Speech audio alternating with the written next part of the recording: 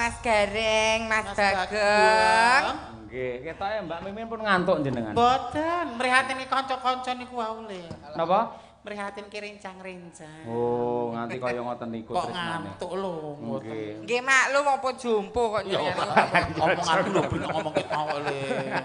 Tua lho maksudku tua. Bertambah umur tapi tetep harus produktif ngono lho, Cus kok. Lah ya kowe mula kudu sing semangat. Mulane ana pegawai sing pensiun ngono kae kudu ana aktivitas, jangan langsung tiba-tiba tidak ada aktivitas ki gampang jumpo, mbuh bercocok tanam, mbuh ngingu pitik, ya apa momong putu ngono. Bercocok tanam ki pojok kuat Lek. Maksudnya ki nandur apa warung hidup, apotek hidup lho, Jas. Ora nyandak kowe jaman dhisik ngono ki digalakke. Waduh, nggih leres. Nggih to? Nggih. Mila saking menika gandeng ingkang mirsani kemawon tasih semangat Tasih kados mekaten. semangat. Nggih. Saya kula kalih panjenengan dados seniman ingkang dipun percaya kalian Pak Lurah Jarwo supados nglipur para warga, mila sampun ngantos kendho, sampun ngantos nglukro. Nah, intinipun lak kula nderekaken sedaya para warga anggenipun sami ngungon, sami tirakatan wonten ing dalan. Sing mirsani semangat tesih kathah. Ibu-ibu lho nenggani ngantos sak yaketen. Lho direwangi Pancen aku nggo pamor sing marake ibu-ibu ki betah wungon kok, Ces. pamor telek. Kocok-kocok gek maem lho. Lah nggih tur teng mriki wah jan kopen sanget. Kopen lah niki. Nggih. Pokoke Hidangan kula kali sak milih. kanca niku mboten nate sempat luwe sithik langsung diparingi daran unjukan. Wah, jan luar biasa. Jatahku sate disuwun Noval. Bude, kowe ra maem sate to kolesterol ngono. Dijaluk ning ya ora apa-apa. Ah, nggih. Kowe kebagian Saiki pongko, disuwun saiki pongko jatahku. Lah nggih bar mangan mburi aku. nek Mas Imam ngene, anu satene tak peke kowe tak kei sunduke ya. Apri.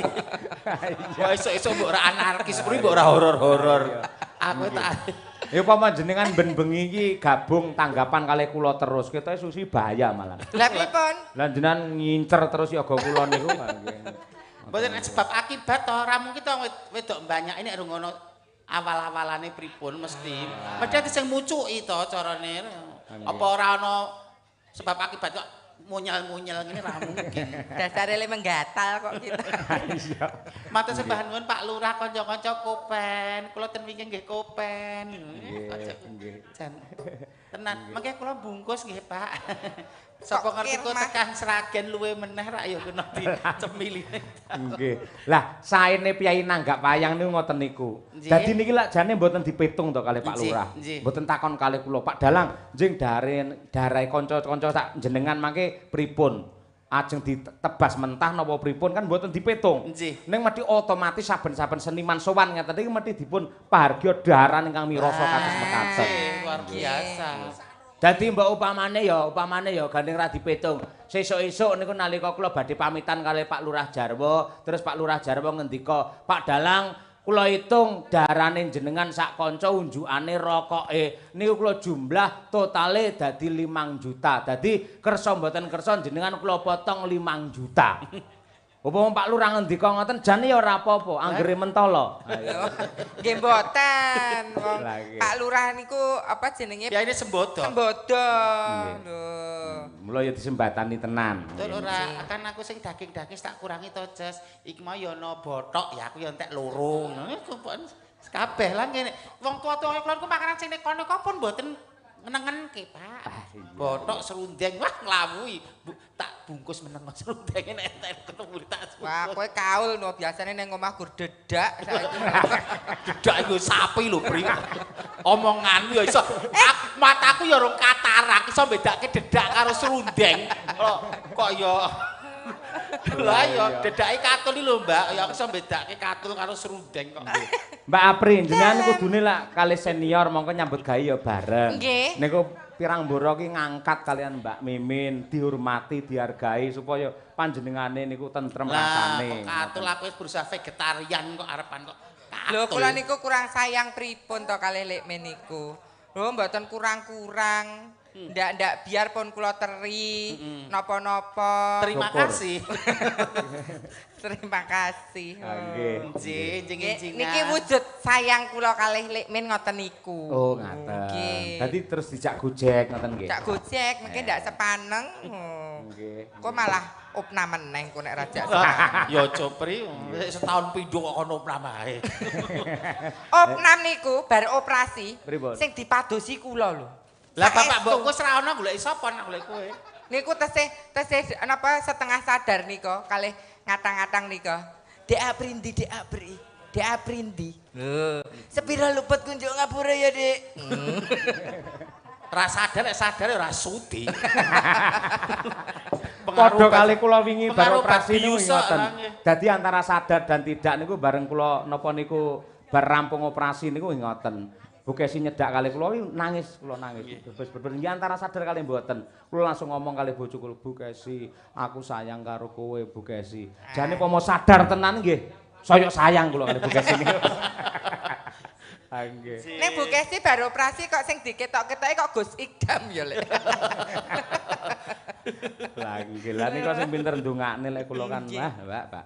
Cobi jenengan mang nembang napa Nyanyi ngoten. anak kakek nak sing halus ya monggo manut sliramu mau kanis geradakan to sore mau. Ning Mbak Apri pancen bengi iki pancen mencorong tenan. Lah, Semunar nggih. tenan, beda lek dandan karo biasane. Matur nuwun. Apri ngejemah wayangan jan itu makan dok loro kok mesti kok. Ndoke sapa? Lho, Ndok apa? Dok ayam kampung Oh, lho lah kok iya. doke sapa ya doke Apa? pitik. Men semangat kok malah kita. Kaya loro iki lho. Lah iya. Apri aku ngomong lurus dienggokke kono terus lho ndarani aku sing bosok lho nek ngono kuwi. Ngoten niku karakter pun pakulinan dijak apik ya angel Lah, mending minggok terus ngono kuwi. ya. Nasar ae. Dasare. Ayo nak kakek nak wong ayu. Slendro. Slendro.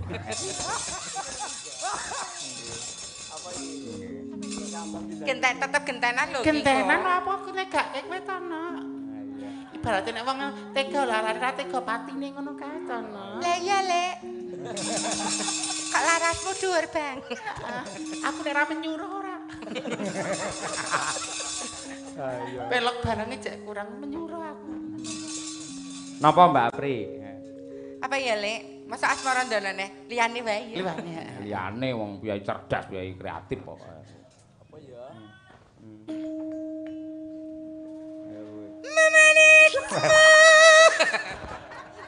Kaya Ketake kok kaya wis anu ngono ya. Lek. Chemistry. Templek karo sing gender ngono lho.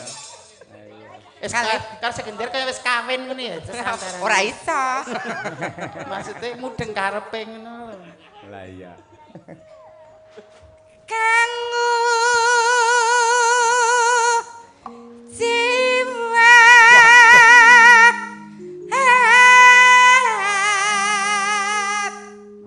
bahasa nak dhewe metu kok angine gede ya.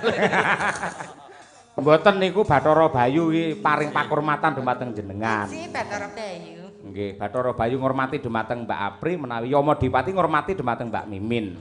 Suarane Dek Apri niku napa niku power-e luar biasa. Nggih. Ning sakniki rada cekak. Lah wong wedok udut kok telung slop. Ya udut ya ora apa-apa ning aja telung slop saja. Lah piye? Sisihke nggo nempur, sisihke ditabung, sisihke nggo sosial ngono kuwi. Duntekke wong spros ngono kok grotek nggo udut. Ya wong wedok ki udut to.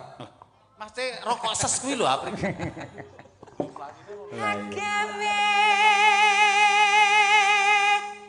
rucite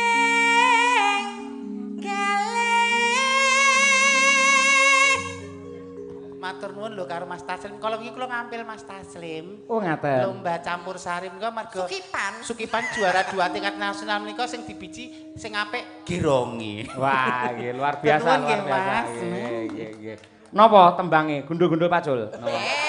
Jenengan iku kok gundul-gundul pat. Anu napa? Esemu gelo kalian tiwul Gunung Kidul. Menika garapanipun Maestro campur sari Gunung Kidul. Rabena Satiwul Gunung Gandul. Gundul kidul. Suwun nggih. Lah iya, atase Mas Taslim rak wis pinunjul to ning kersa ngladeni kanca-kanca gelem gladen sembah nuwun nggih, Mas. Iya. Ayo bawa. Lara. Lara napas apa lara? Ayo. Lara. Kok nek itu kok lanang. Apa kang si nadya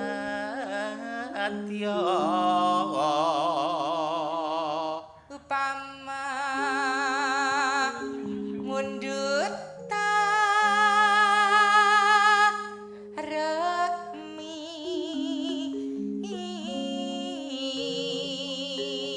Sik, Mbak Pri, saiki lek jenengan pancen sinden hebat tirokno Bu Kesi. Ceng kok ngene iki Bu Kesi. Aduh. Dimodali Mbak Pri. Sapa ngerti? Oh, saya. Nono. Ayo Bu Kesi iki. Ayo, apa? Upama mundut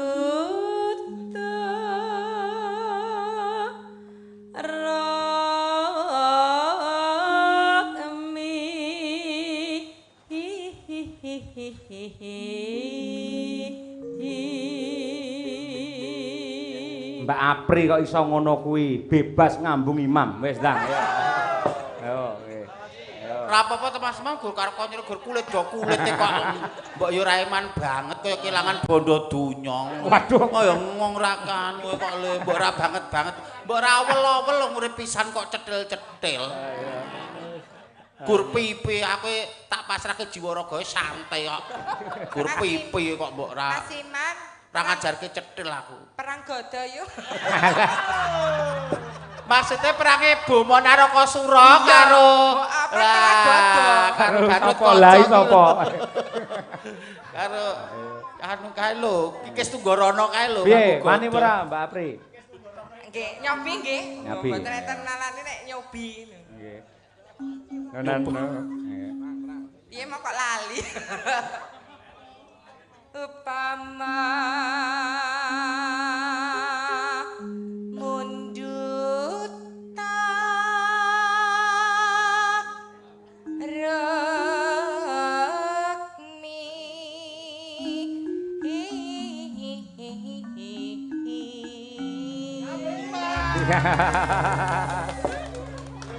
Ayo. Mas Imam.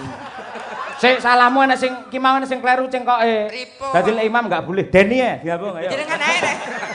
Gandeng niki kleru jenengan mawon. Moh engko ae. Lah nyanyi gaya aturan ya tanggung jawab. Lah rung anu rung sempurna 100% kok ya. Kok Mas Glondor jaluk barangke piye maksudnya?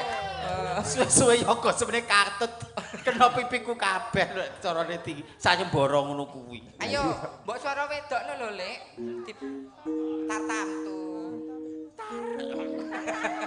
Tarkumu. Tartamtu. Au. Rape nak Apri rape nak blas. Lah wong iki karakter dhewe lho. Iya, Lek, heeh. Wong ayu ki bener kok. Ora sing nggen dhuwur ki sampean, ku sing ndek. Kok seneng mateni Mbak Yune. Wah iya. Lah kowe ape nek dhuwur kok, Lek. Kaya omonganmu. Malah ora ayo.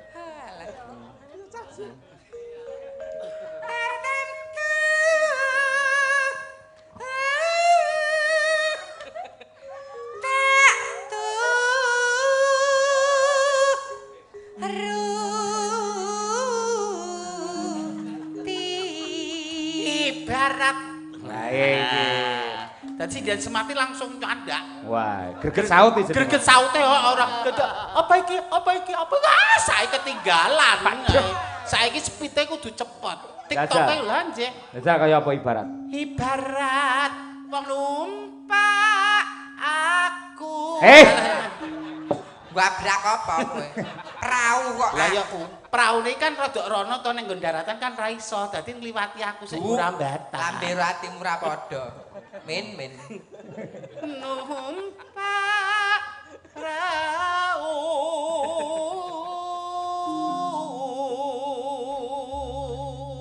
Jenengan ngerti anu kondang-kondange sindene Pak Anom Nak Yarto niku. Oh Mas Yarto nggih. Jenengan mboten pengin nyinden terus macak lanang ngoten niku.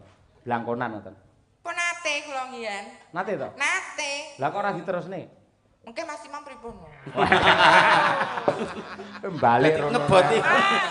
Kok undere berneng kono ae to, Pri? Apa kok pilihan lho ya go semene kae selawe milih aja kono ae. Lah, luka lamaku sama dia kok. Oh, pernah luka. Luka. Aku ya wis rojah-rajah. Dirocah raja dhewe asine. Aku nek ra diobrak-abrik kurang bahagia. Ayo. Ayo. Nek guru monoton enggak mau. Adepi Mas Kamit. Apa tuh garwane kono ayune kok ngono kok. Ayo. Lumampah tanpa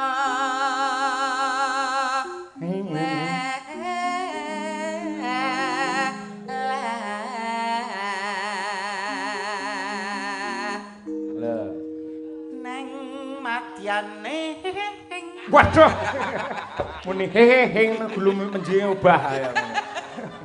jala Nindi. niti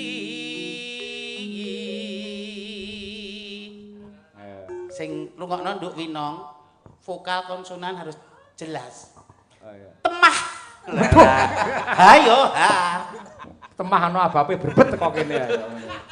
lho sinden Genzi kudu manut karo Mudeng, sinden heeh. Gento. kok gento Gento gitu ya. Genzi karo gento Pak nek wong seni iki lho Jas aku sing jaman sinau ning kebon Pasinawon Pambiwara Kraton Surakarta. sah sinamon. Kebon Pasinaon Pambiwara Kraton Surakarta ki kan sekolah 6 sasi. Sing penting ki bener sik. Bener. Heeh. Terus dipenerke. Bener. Syukur bagi endah. Endah. Jadi jangan ngotak-atik manakala kamu basicnya belum bener. Jadi basicnya dibenarkan dulu, nek basic wis bako atau olah piye wae, atau jungker jebal penting iso bali meneh. Lah kowe basike ora bener mbok olah piye-piye. Aku ngajari sing burung kebacut ki lho, nek aku kan wis kebacut bosok. Syukur to ngakoni. Temah gonceng agak jok nek aku lingan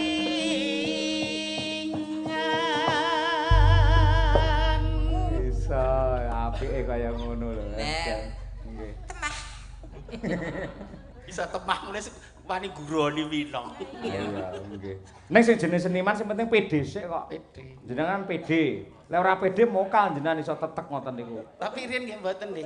Ajeng Mbah Panggon niku wis bios ngoplok niku dumben batu teh ngoplok berproses mboten enten sing instan. Oh, Saiki sapa sing ngerti kondange mimin ya Allah.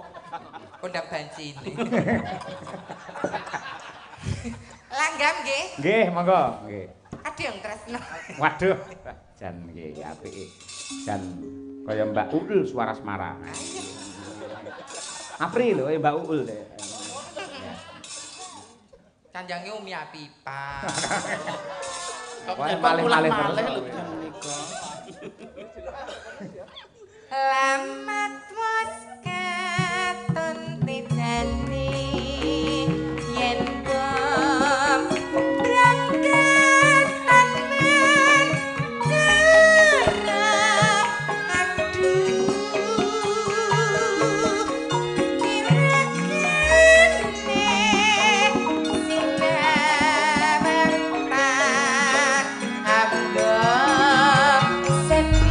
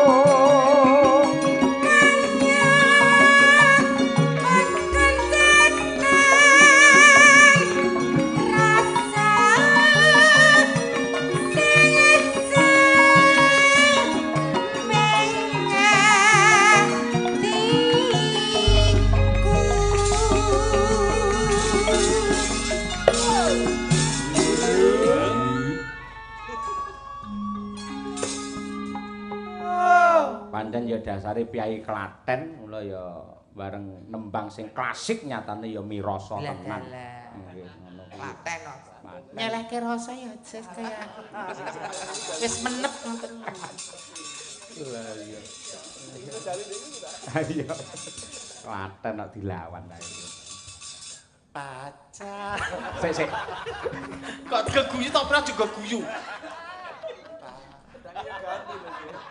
Pak ya bener toh? Ya bener. Teknik sendal pancing kok ya. Ayo. Yo. Pacaane sarmo asri coba diriku tansah umur